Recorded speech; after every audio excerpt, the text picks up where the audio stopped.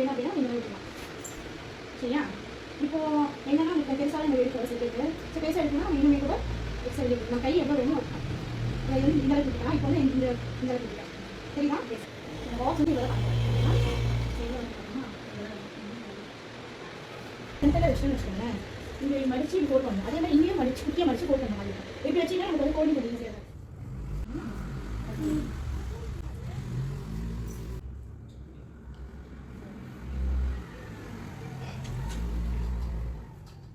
ஓகேவா?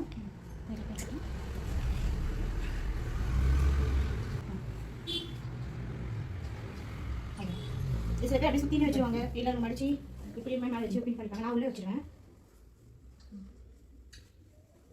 இதை மடிச்சு இது உள்ள இருக்கல இதை உள்ளே சொல்லிடலாம்.